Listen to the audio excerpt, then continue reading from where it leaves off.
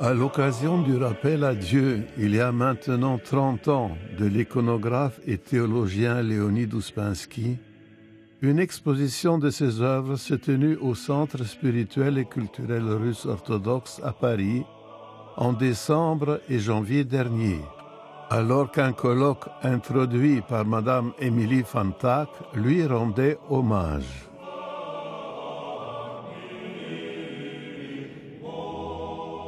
Merci d'être venu rendre hommage à Leonid Ouspensky, si vous le connaissez déjà, ou bien apprendre un peu qui il est. Voilà, donc cet événement a lieu à l'occasion de l'exposition organisée pour les 30 ans de son rappel à Dieu. Donc je suppose que vous avez déjà vu tous l'exposition. Donc je passe la parole au père Nicolas Ozoline, qui est professeur d'histoire de l'art chrétien et d'iconologie, doyen émérite de l'Institut de théologie orthodoxe Saint-Serge.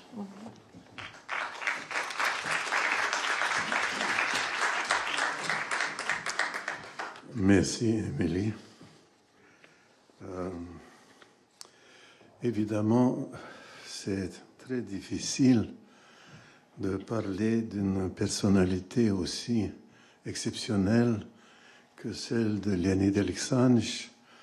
Je pense, nous autres qui avons eu la chance de le connaître, pour quelques-uns comme moi, pendant des longues années.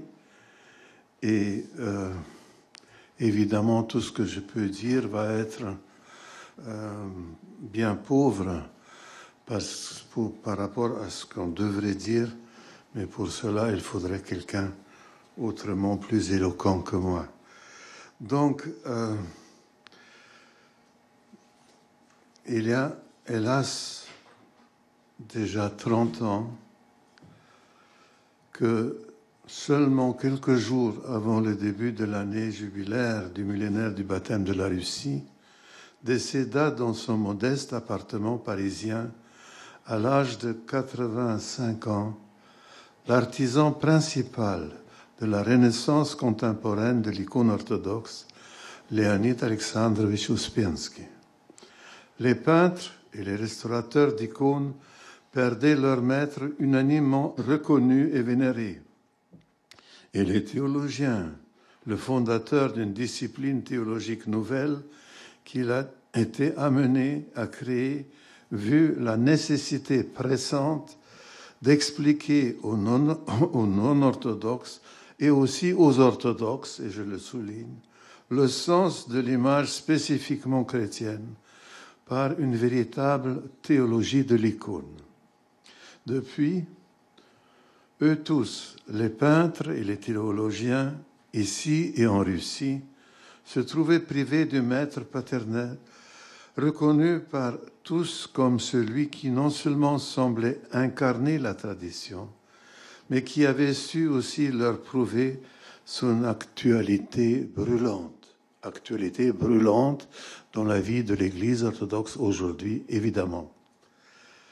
Leonid Alexandrovitch Ouspensky est né le 8 août 1902 dans un village de la région de Voronezh, en Russie.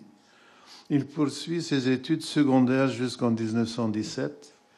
Se considérant comme athée convaincu, il participe aux actions des lycéens révolutionnaires et quitte à l'âge de 16 ans sa famille et l'école pour s'engager dans la guerre civile du côté des Rouges. Le 20 juin 1920, sur le front du Caucase, lors de la bataille qui vit l'anéantissement de la division de cavalerie de Zhloba par le général Wrangel, la monture de Leonid Alexandrovitch est abattue en plein galop de charge. Resté indemne, il est aussitôt fait prisonnier par l'armée blanche et condamné à mort.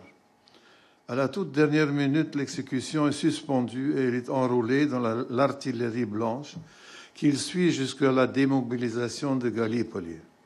Quelques mois plus tard, il passe en Bulgarie où il travaille comme mineur dans des conditions extrêmement dures. D'ailleurs, il a failli perdre sa main droite. Imaginez, si ça avait pas été quasiment miraculeusement guéri, on ne parlera pas aujourd'hui de lui. En 1926, il signe un contrat avec l'usine métallurgique Schneider du Creusot et vient s'installer en France. Lorsqu'en 1929, l'Académie russe de peinture, fondée par Tatiana Lvovna Tolstaï, ouvre ses portes à Paris, Leonid Alexandrovitch y voit une possibilité de réaliser enfin son désir de se consacrer à la peinture. En automne 1931, Leonid Alexandrovitch et Georgi Ivanovich Krug se lient d'une amitié profonde et travaillent beaucoup ensemble. Au début de son amitié avec Georgi Krug, Leonid Alexandrovitch est, selon ses propres paroles, encore loin de l'Église. Mais ses recherches artistiques le conduisent à s'intéresser à la peinture et à la sculpture romane. De là, il n'y avait plus qu'un pas à l'art de l'icône. En 1935, Ouspensky participe déjà un peu à la peinture des 2 iconostases commandées pour la première église de la rue Pétel, qui était habitée par une ferveur très, très intense. À cette époque, Ouspensky et Krug travaillent beaucoup ensemble et sont animés d'une ferveur particulière. Pendant l'occupation, pour éviter d'être envoyé de force au travail en Allemagne, Leonid Alexandrovitch entre dans la clandestinité. À cette époque, il épouse Lydia Alexandrovna Myakova-Savinkova, qui deviendra bientôt sa plus proche collaboratrice. Dès la libération de Paris, il retrouve ses amis de la confrérie Saint-Photios, dont il était devenu membre actif tout au début de la guerre. Lorsque la confrérie fonde en automne 1944 l'Institut orthodoxe français Saint-Denis, avec le père Eugraphe Kavalievski comme recteur et Vladimir Lossky comme doyen de la faculté de théologie, Leonid Ouspensky y devient, à l'âge de 42 ans, professeur d'iconologie. L'année 1952 sera surtout marquée pour Leonid Ouspensky par l'apparition aux éditions Urs Graf à Berne de l'important ouvrage écrit en collaboration avec Vladimir Lossky, intitulé The Meaning of Icons pour l'édition anglaise et Der Sinn der Ikonen pour l'édition allemande. L'importance et la nouveauté de cet ouvrage résident dans son approche de l'icône et de l'art sacré en général. Il s'agit de comprendre sa spécificité à la seule lumière de cette tradition. L'étude de Leonid Alexandrovitch donnera le titre à l'ensemble de l'ouvrage, le sens et le langage des icônes, le tout illustré par d'excellentes reproductions. Mais Leonid Alexandrovitch ne se contente pas du succès de cette publication qui fonde sa renommée internationale de théologien de l'icône. Aidé par son épouse infatigable, il se met à rédiger systématiquement ses cours d'iconologie. Enfin, en 1980, sort la Théologie de l'icône, aboutissement et somme de toutes ses recherches théologiques. À la fois référence qui fait autorité et source d'inspiration, ce livre ne vieillira pas, car il sera de plus en plus reconnu comme expression de la tradition et ne peut être comparé à ce titre qu'aux 2 autres classiques de la théologie orthodoxe russe contemporaine, les voies de la théologie russe du père Georges Florovsky et la théologie mystique de l'Église d'Orient de Vladimir Lossky, tous les 2 d'ailleurs écrites aussi à Paris. Leonid Ouspensky nous a quittés dans la nuit du 11 au 12 décembre, 5 mois après avoir publié l'étude intitulée « Vers l'unité » qu'il considérait comme le dernier chapitre de sa théologie de l'icône et qui constitue, selon ses propres paroles, son testament spirituel.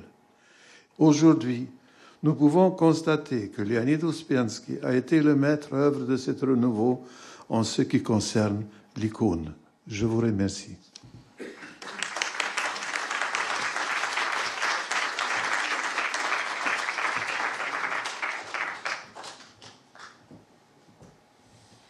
Merci beaucoup, Père Nicolas, pour cet exposé magnifique et passionnant.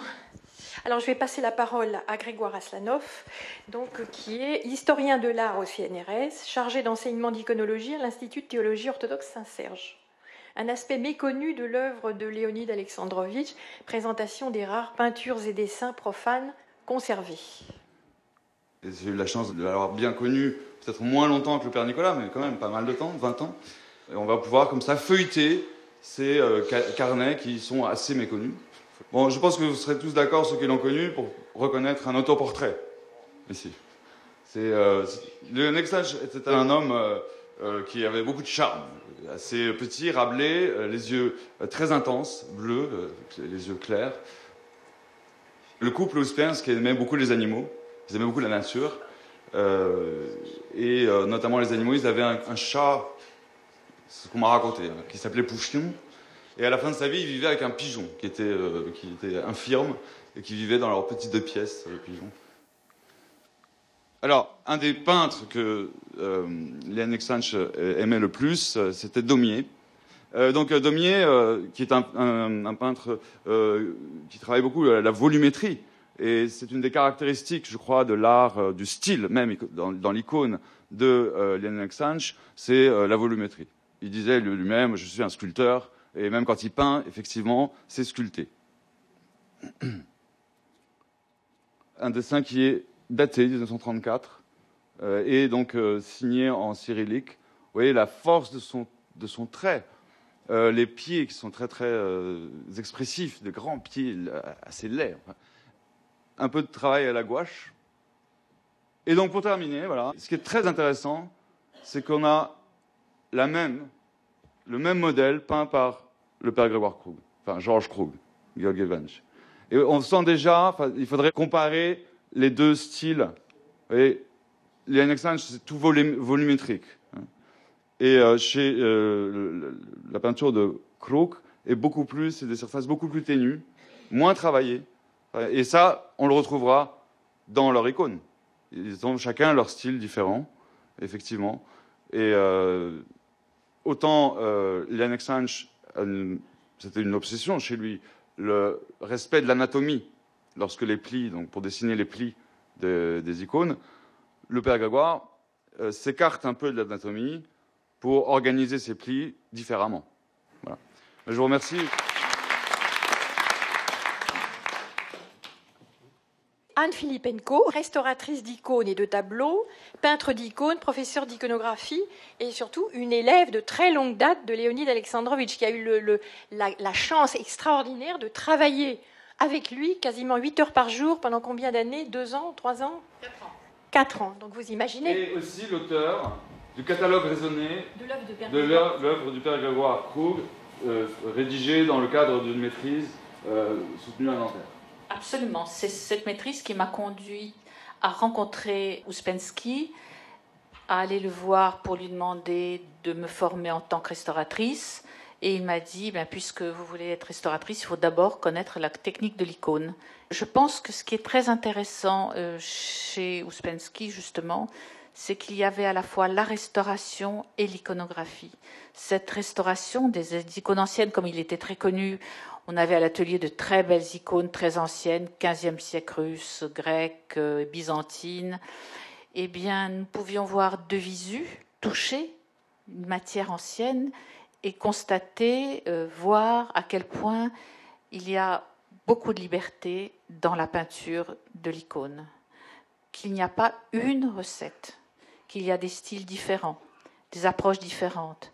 Beaucoup, par exemple, et c'était certainement aussi dû à sa culture russe, dans les icônes russes, surtout du nord de la Russie, des techniques très très différentes, avec des couleurs très compactes, des couleurs très transparentes, pas beaucoup de mélange, beaucoup de superposition, et puis une liberté dans les traits, dans la façon de poser le dessin, les lumières, qui émerveillait Ouspensky. Et je crois que nous étions, quand on regardions les icônes, vraiment comment dire, admiratifs, et cette liberté qui faisait d'ailleurs que les icônes n'étaient pas toujours très bien, entre guillemets, faites, peintes, mais il y avait une liberté dans la technique et dans le style qui était très grande, et donc nous avions la chance de pouvoir côtoyer ces icônes tous les jours. Et donc après, quand on peint une icône, bien sûr, on a dans les yeux, dans l'esprit, ces techniques différentes. Et Ouspensky, je le voyais travailler tous les jours. Je n'ai jamais vu avec à côté une photo d'icône, un modèle. Et il était toujours donc près de sa fenêtre, dans ce petit appartement, travaillant sur un tabouret, en fait, très courbé, un dos bien droit. Et jamais, bien sûr, n'a utilisé de calque, puisqu'il n'y avait pas de modèle. Ouspensky était quelqu'un de très simple, extrêmement, naturel. Pour Ouspensky, il fallait créer. Donc il fallait être dans la tradition et dans la création. Et pour ça, je pense que ce qui était le plus important, c'est l'observation. Il fallait beaucoup regarder les icônes. C'était très, très important. Moi, au bout d'un an d'études, je n'arrivais toujours pas à comprendre comment il faisait ses plis. Dans cette exposition, on voit justement une évolution, ça c'est passionnant, c'est-à-dire que c'est un être vivant, une évolution de ces icônes, des compositions, de la pose des couleurs, des lumières. Et moi, j'ai été à une époque, justement la période entre les années 77 et 81, 82, je me souviens plus, où justement il peignait beaucoup, il utilisait beaucoup de transparence, de superposition et des couleurs vives, sans mélange. Et je pense que c'était vraiment ce qu'il cherchait, la lumière justement dans l'icône, la transparence. Mais il m'avait toujours dit, il faut que tu vives de la restauration, mais pas de la peinture de l'icône. Il me formait pas pour que j'en fasse mon métier. C'était pas il me formait pour la restauration de l'icône, mais pas pour la peinture, pour en vivre. Il y avait aussi quelque chose d'extrêmement touchant, c'est son rapport au père Grégoire Krug. J'ai eu dès le départ, quand je suis rentrée dans son atelier, à restaurer les icônes du père Grégoire Krug. Et Ouspensky aimait beaucoup le père Grégoire, énormément. Il l'admirait. En même temps, il était très en colère contre lui, parce que le père Grégoire, quant à la technique, je ne sais pas s'il s'en fichait, mais il avait des techniques qui faisaient que ses icônes s'abîmaient très vite, ses peintures murales aussi, et ses fresques, pas partout peut-être. Mais donc, quand une icône, et ça a été très vite, donc dès les années 78, il y a eu des icônes du père Grégoire qui sont venus à l'atelier, il me les donnait à restaurer. C'est ce qu'il y avait de plus difficile à faire. Donc, j'ai été pour ça, j'en ai toujours d'ailleurs. Ouspensky, lui, était très attentif à la qualité des produits qu'il utilisait. Leur appartement était conçu pour les icônes, en fait, et ils avaient un poêle auquel il tenait bien sûr beaucoup, et à bois, voilà, oui, tout à fait, et qui lui servait justement au moment de vernir les icônes.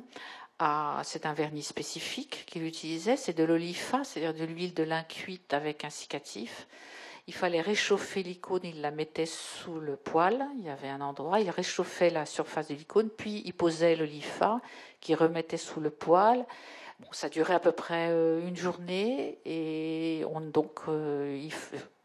tout était propre avant. C'était un très gros stress pour lui. Je crois que c'est les seules fois où je le voyais se signer avant donc de mettre l'icône sous le poêle. C'est lui-même qui faisait son olifa.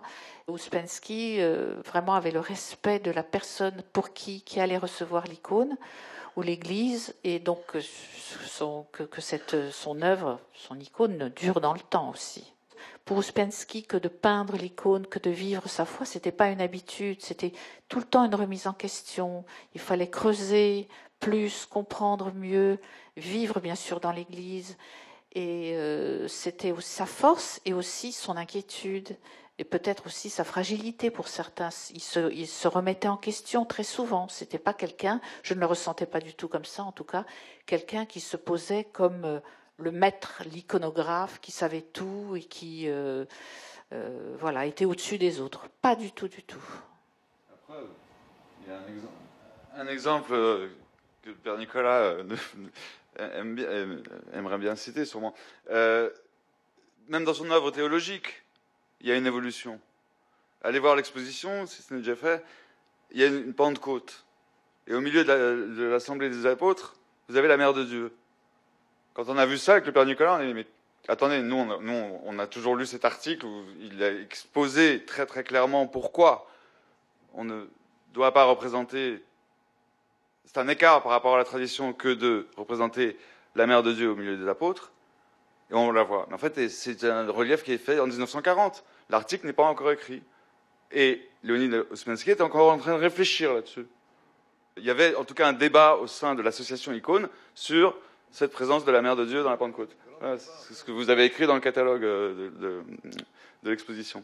Et donc, il y avait peut-être un aspect polémique. Ah oui, la Mère de Dieu peut être là parce que contre l'Immaculée Conception. Mais après, en fait, il a étudié justement de façon...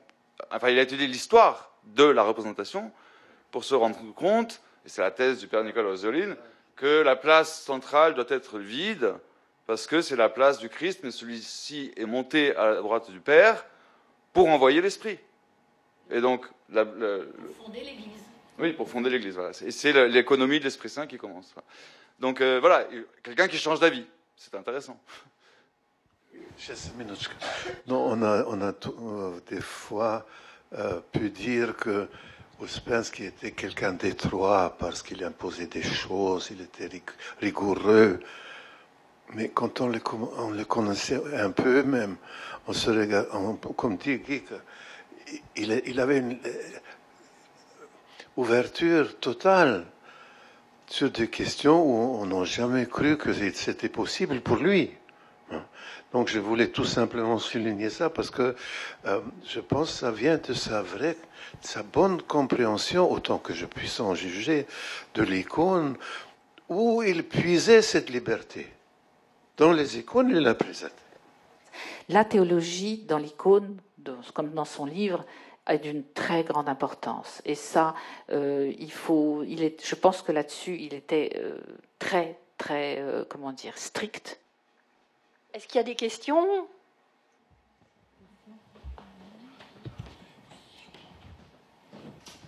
Oui, c'était par rapport à une éventuelle contradiction. J'ai entendu dire que Ouspensky en fait, refusait des gens qui avaient fait des écoles d'art dans ses cours, et pourtant lui-même... Voilà, donc je voulais... Est-ce que quelqu'un d'entre vous pourrait m'éclairer ? C'est juste une petite réponse. Il m'a obligé pendant au moins 3 ans de suite de suivre des cours à Montparnasse, dans les cours de dessin du soir. Et voilà. Et puis évidemment, mes produits, je les amenais chez lui et j'attendais ce qu'il me disait. Mais il a demandé de le faire. C'est juste pour y répondre. Des questions encore ? On a entendu énormément de choses très intéressantes et des aspects très différents et beaucoup de détails. Pour lui, l'icône était basée vraiment sur la théologie. Pour lui, c'était l'expression de la foi orthodoxe. Vous avez parlé de la liberté. Je ne sais pas si c'est des couleurs. C'était quand même une tradition. Les couleurs, ce n'est pas un symbole, mais c'est une tradition. Le Christ, la Vierge et toutes ces couleurs, c'est quand même une très ancienne tradition. C'est-à-dire que quand même, il y avait une règle. Il disait qu'un orthodoxe, quand il peint une icône, il exprime sa foi. Il a cette liberté d'exprimer, parce qu'il sait qu'est-ce qu'il fait. Il exprime sa foi. Tandis qu'un non-orthodoxe, il peut toujours seulement copier une icône. Voilà.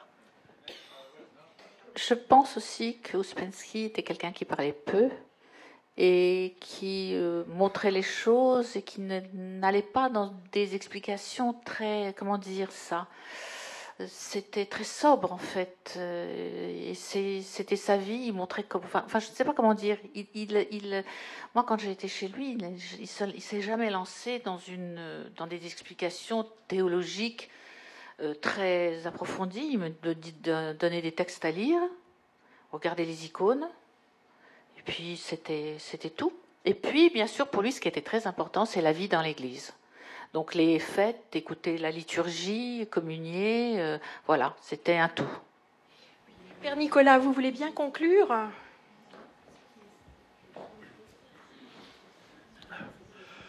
Je voudrais remercier tous ceux qui sont venus, parce que votre venue, n'est-ce pas madame?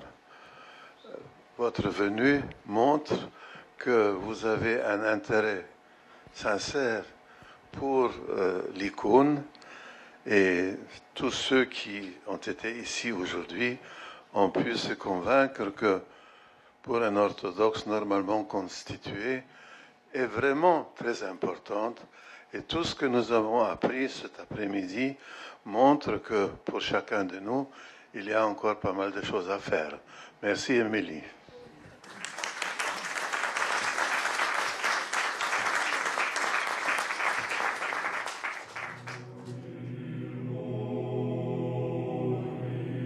Notre prochaine émission sera consacrée à l'exposition de l'œuvre iconographique de Leonid Ouspensky qui a eu lieu au Centre spirituel et culturel russe orthodoxe à Paris en décembre et janvier dernier.